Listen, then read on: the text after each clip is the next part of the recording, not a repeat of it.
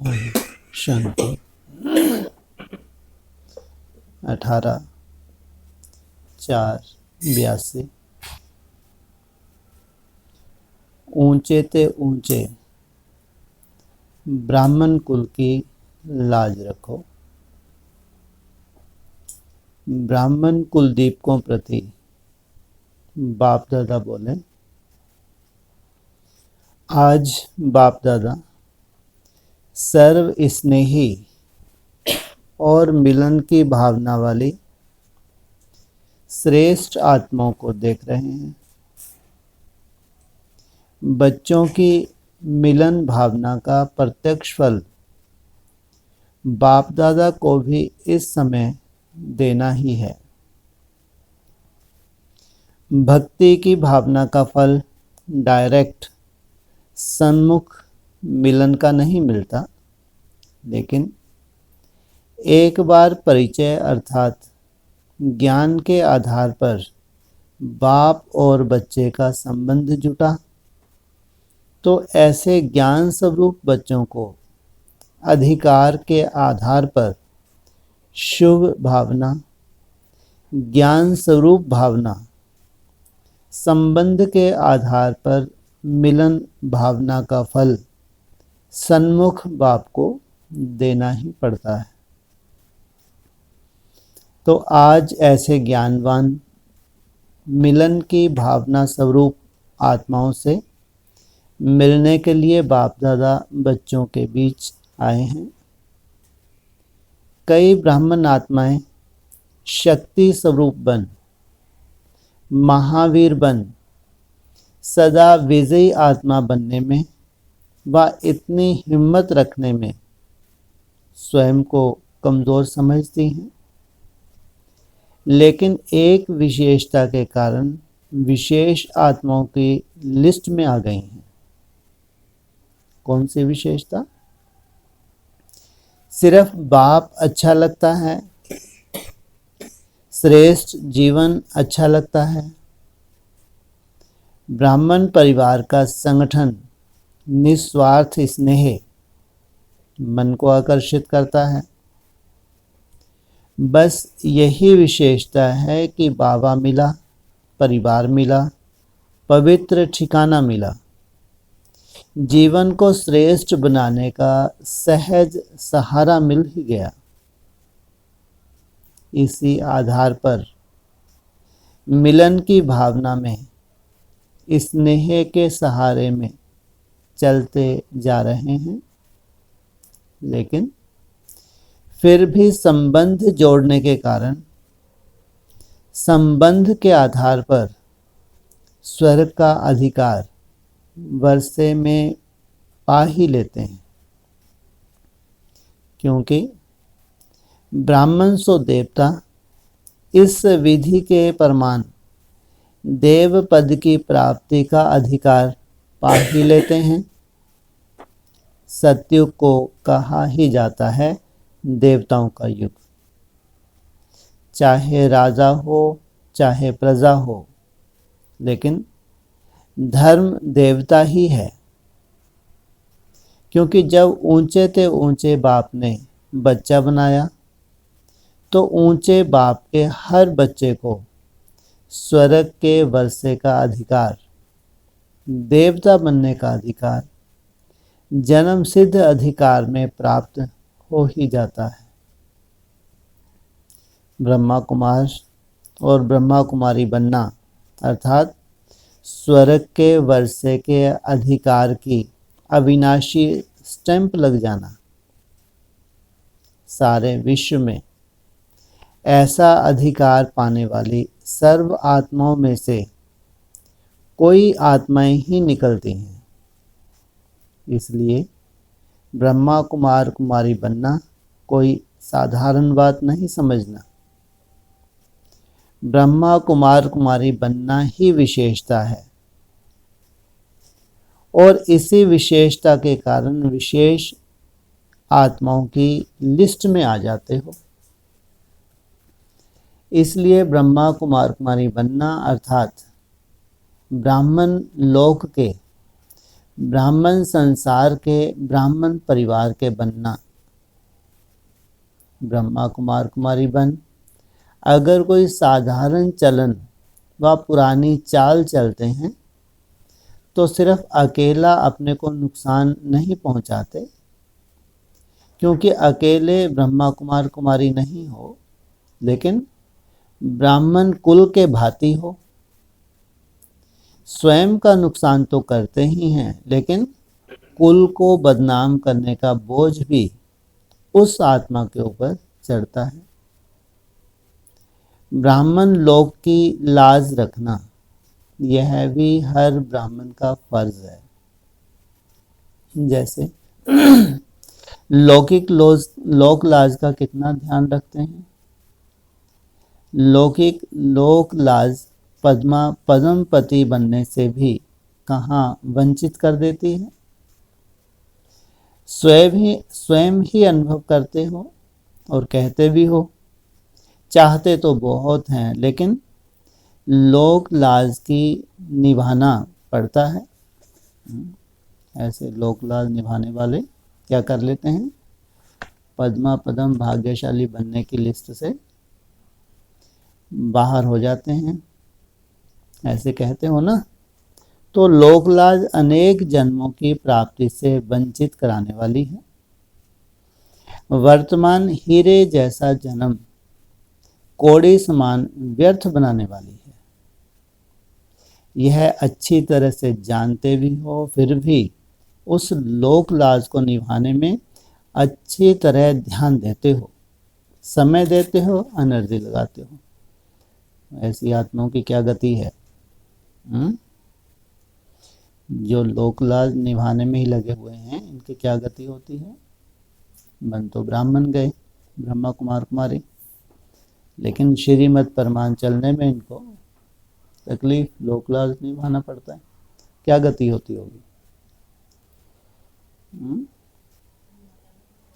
हाँ, किसी माला में इनका कोई नंबर नहीं होता। तो क्या इस ब्राह्मण लोक लाज की कोई विशेषता नहीं है? इस लोक की लाज के पीछे अपना धर्म अर्थात धारणाएं और श्रेष्ठ कर्म याद का, दोनों ही धर्म और कर्म को छोड़ देते हो। कहाँ? ब्राह्मण परिवार की लोक लाज।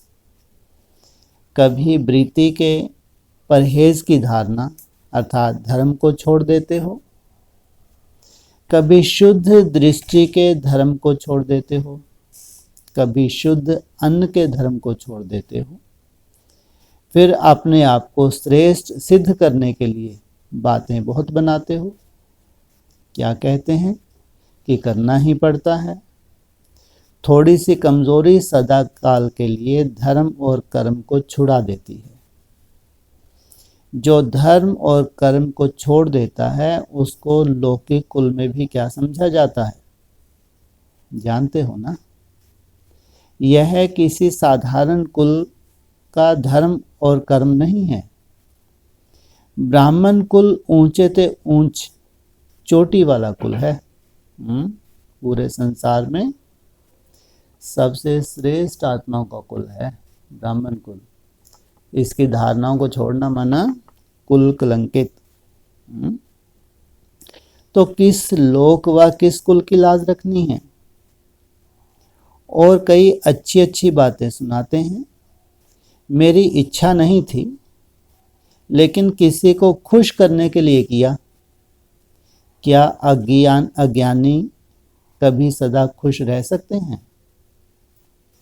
ऐसा अभी खुश अभी नाराज रहने वाली आत्माओं के कारण अपना श्रेष्ठ कर्म और धर्म छोड़ देते।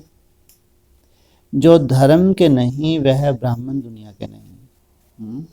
जो अपनी धारणाओं को छोड़ देते हैं, चाहे खान पान की धारणा हो, रहन सहन की धारणा हो, वो ब्राह्मण कुल के ही नहीं।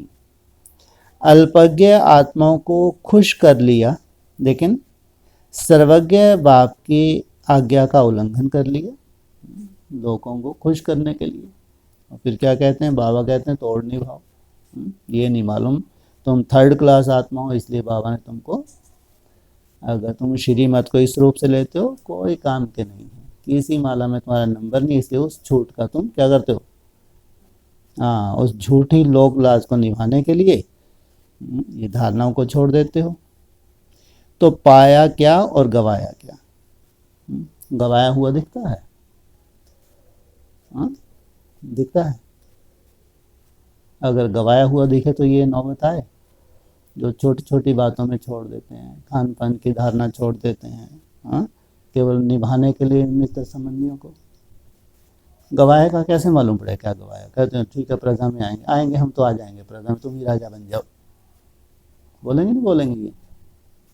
तो क्या गवाया? हाँ, तुम्हारे मुंह पे ही थपड़ा मार दिया। ठीक है हम प्रजा में आ जाएंगे ना, ठीक है। नहीं बनता, जो बनता कर रहे हैं। सजाएं क्या? सजाएं जब मिलेंगी तो मिलेंगी, ठीक है। अब भी ये जो समय आ रहा है, ये इनका उल्टा टंगने का ही समय है। अब है ये समय, अभी तक तो चलाते रहे, अब नहीं। हाँ, कोई इनको छुड़ा के दिखा दे इन सजाओं से जो सामने आ रही हैं। हाँ, तो ये गंवाया, जो अभी वर्तमान सबसे सबसे वंडरफुल जो समय है, यही इन्होंने गवा दिया। जो लोक अब खत्म हुआ ही पड़ा है।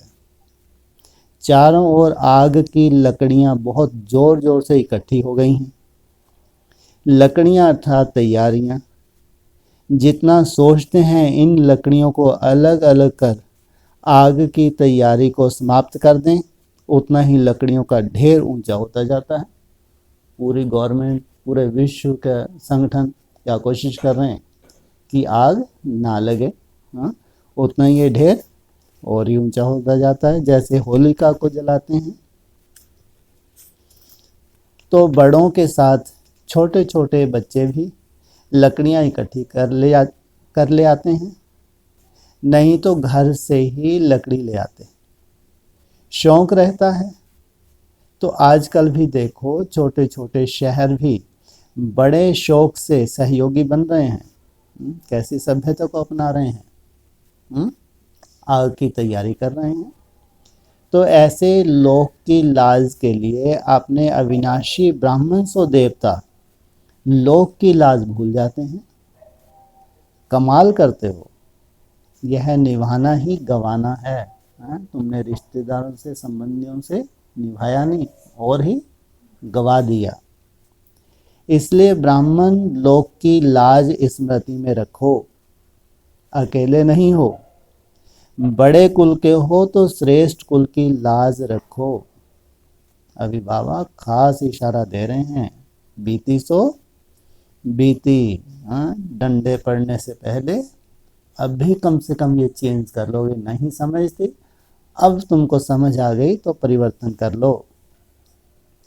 कई बच्चे बड़े होशियार हैं, अपने पुराने लोक की लाज भी रखना चाहते हैं और ब्राह्मण लोक में भी श्रेष्ठ बनना चाहते हैं। बाप दादा कहते लौकिक कुल की लोक लाज भल निभाओ, उनकी मना नहीं, लेकिन धर्म कर्म को छोड़ करके लोक लाज रखना यह रॉन्ग है। जो तुमको धारणाएं सिखाई हैं उन धारणाओं को छोड़ के उनसे निभाना महामूर्खता। और फिर होशियारी क्या करते हैं, समझते हैं किसको क्या पता, बाप तो कहते ही हैं कि मैं जानी जाननहार नहीं हूं। निमित्त आत्माओं को भी क्या पता, ऐसे तो चलता है और चल करके मधुबन भी पहुंच जाते हैं।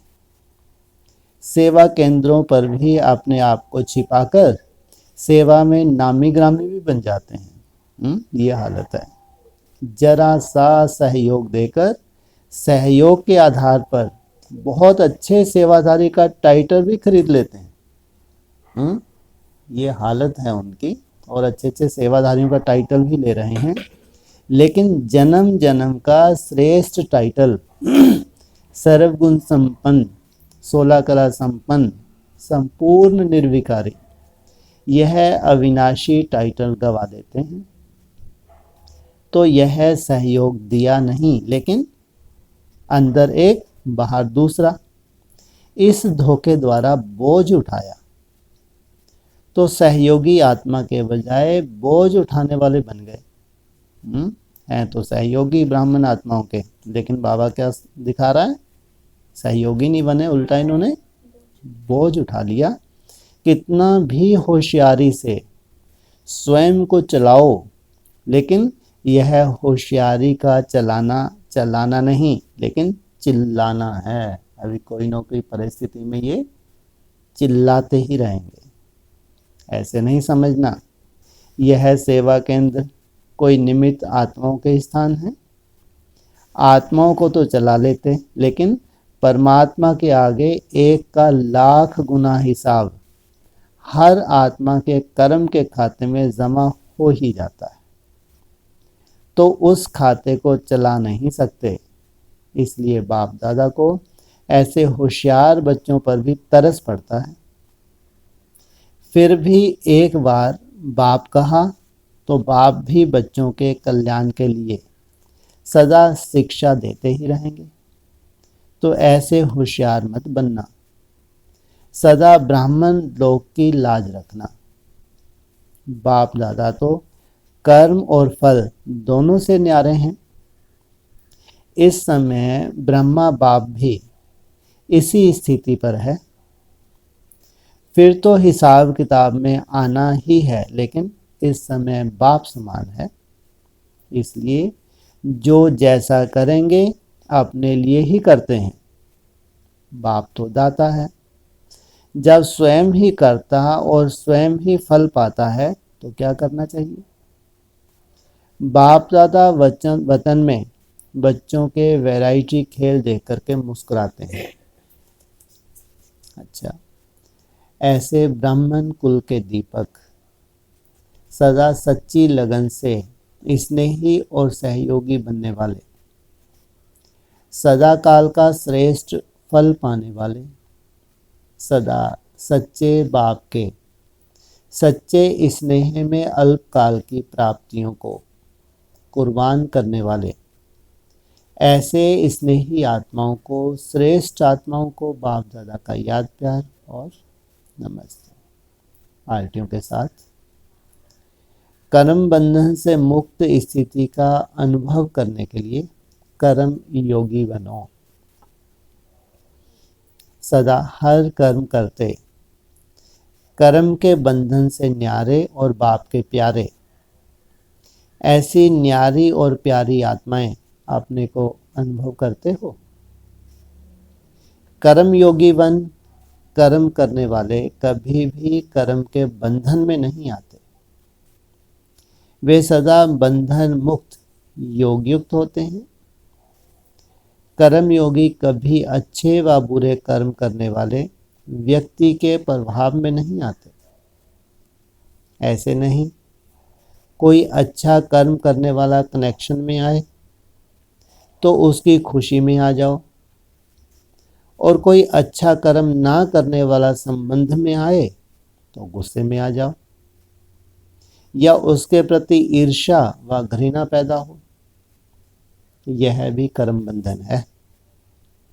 कर्म योगी के आगे कोई कैसा भी आ जाए, स्वयं सदा न्यारा और प्यारा रहेगा। नॉलेज द्वारा जानेगा, इसका यह पार्ट चल रहा है। घृणा वाले से स्वयं भी घृणा कर लें, यह हुआ कर्म का बंधन। ऐसा कर्म के बंधन में आने वाला एक रस नहीं रह सकता।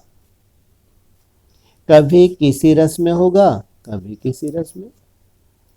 इसलिए अच्छे को अच्छा समझकर साक्षी होकर देखो, और बुरे को रहम दिल बन रहम की निगाह से परिवर्तन करने की शुभ भावना से साक्षी हो देखो। इसको कहा जाता है कर्म बंधन से न्यारे। क्योंकि ज्ञान का अर्थ है समझ, तो समझ किस बात की? कर्म के बंधनों से मुक्त होने की समझ को ही ज्ञान कहा जाता है। ज्ञानी कभी भी बंधनों के वश नहीं होंगे, सदा न्यारे। ऐसे नहीं कभी न्यारे बन जाओ तो कभी थोड़ा सा सेक आ जाए।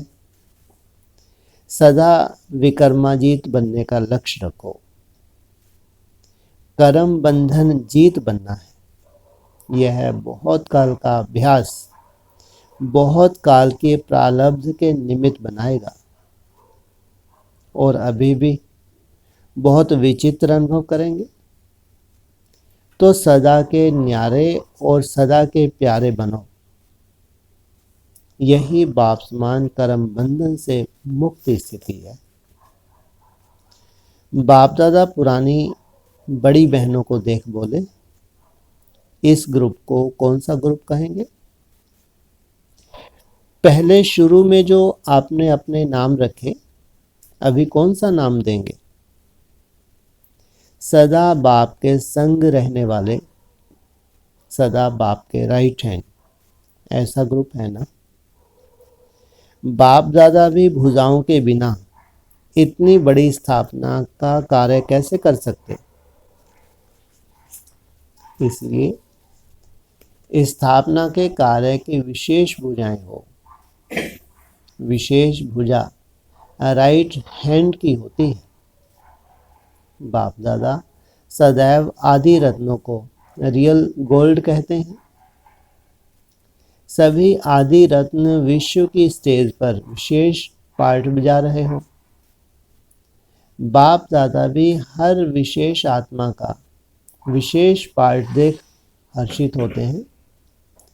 पार्ट तो सबको वैरायटी होगा ना, पार्ट तो सबका वैरायटी होगा, एक जैसा तो हो नहीं सकता।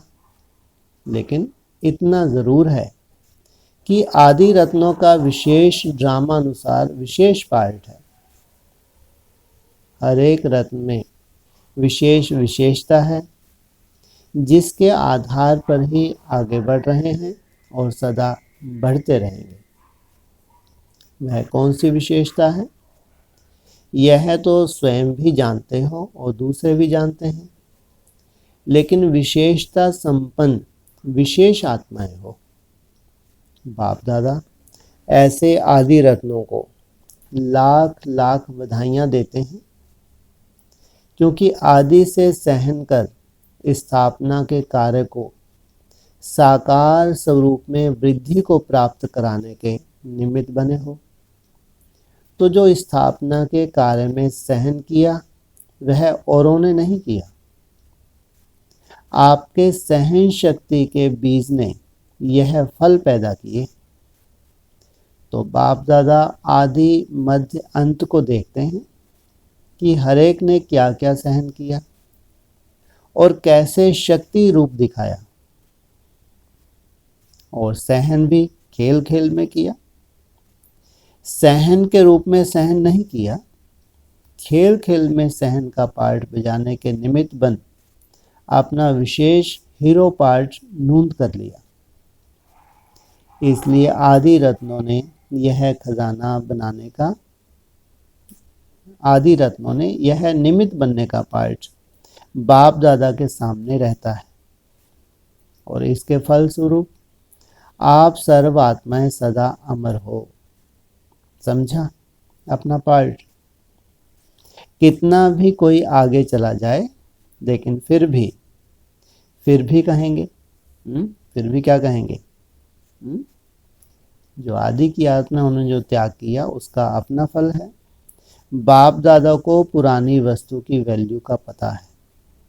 समझा? अच्छा, प्रश्न है, संगम युगी ब्राह्मण बच्चों को किस कर्तव्य में सदा तत्पर रहना चाहिए? उत्तर है, समर्थ बनना है और दूसरों को भी समर्थ बनाना है। इसी कर्तव्य में सदा तत्पर रहो, क्योंकि व्यर्थ तो आधा कल्प किया, अब समय ही है समर्थ बनने और बनाने का। इसलिए व्यर्थ संकल्प, व्यर्थ बोल, व्यर्थ कर्म सब समाप्त, फुल स्टॉप। पुराना चोपड़ा खत्म। जमा करने का साधन ही है सदा समर्थ रहना, क्योंकि व्यर्थ से समय, शक्तियां और ज्ञान का नुकसान हो जाता है। अच्छा, ओम।